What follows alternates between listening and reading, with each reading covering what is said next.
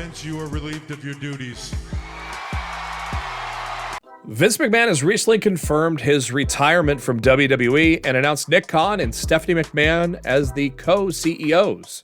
With Mr. McMahon no longer in control, what changes can we expect in WWE moving forward? I'm Jeremy, and here are 5 ways WWE could look without Vince McMahon.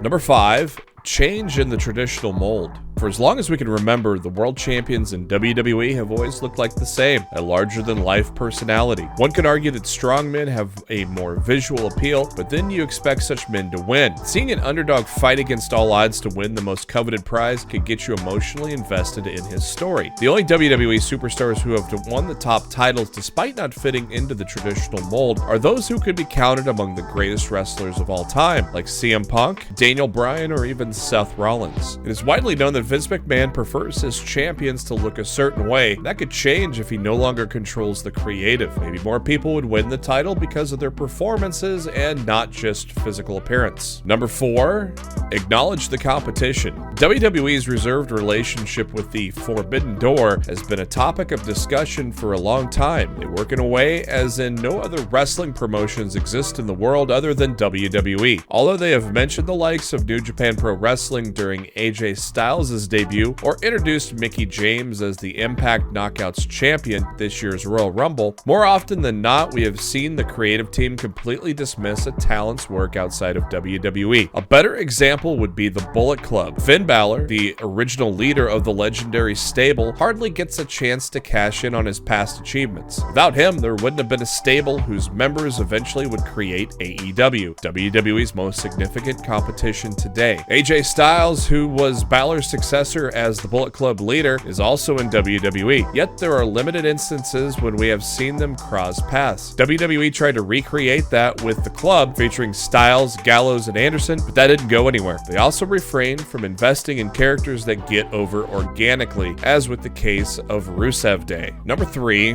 multiple new larger-than-life characters. Looking back at the 90s and early 2000s, you would remember how there were so many compelling characters on television. Somewhere along the way, WWE stopped creating larger-than-life gimmicks and started overly relying on veterans who now work as part-timers. Apart from Roman Reigns, Seth Rollins, or let's say Becky Lynch, there's not a single superstar who could make a case for themselves on the list of most captivating talents. Cody Rhodes could be brought into that description, but he's solely responsible for getting himself over with the WWE Universe. The Fiend or the Demon King had so much potential, but those gimmicks took unnecessary and near-fatal hits. If Brock Lesnar or John Cena are bigger draws than almost every top superstar in the company, there must be a problem. It is pretty telling the Beast Incarnate's knock-knock joke brings better numbers than normal episodes. The entire WWE roster desperately needs more superstars who could be in the same league as Roman Reigns, so when they step up to challenge the tribal chief, it at least creates a little bit of doubt about a potential title change.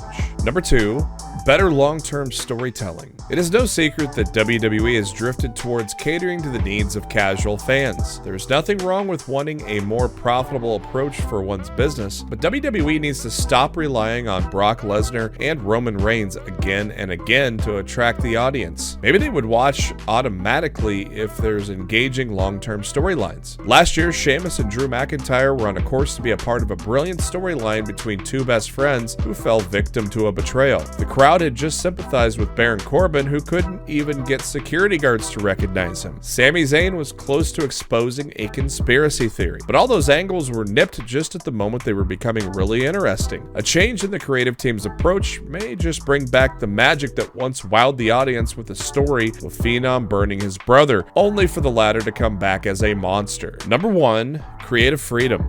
A non-PG version of WWE would offend many viewers today, and in many cases, rightly so. Some guidelines and rules need to be followed, which is acceptable, but here's the catch. Today, we are expected to believe that a superstar can use steel chairs as a weapon of choice to win an argument. However, while issuing threats, they resemble a nervous kid reciting a poem for additional credit. This practice of feeding lines may help some who struggle with their mic work. Crowd loves Kevin Owens despite being a heel because he can get people excited about what he has to say. Sami Zayn makes even the most ridiculous gimmicks work on television. Many others would account for entertainment entertaining episodes if they were given more freedom on the mic. Top babyfaces in the company almost always look like they're being held back by carefully crafted lines repeated every 2 weeks. As a result, even the most entertaining characters turn into boring good guys after a few weeks. Imagine what would have happened if WWE did this to The Rock. If creative freedom is provided to the talents, for sure, they can make better changes as they live the character more than the guys feeding them the lines. And that's our video for today. If you enjoyed it, like the video, drop a comment, and share it with your friends. For more such videos, subscribe to our channel.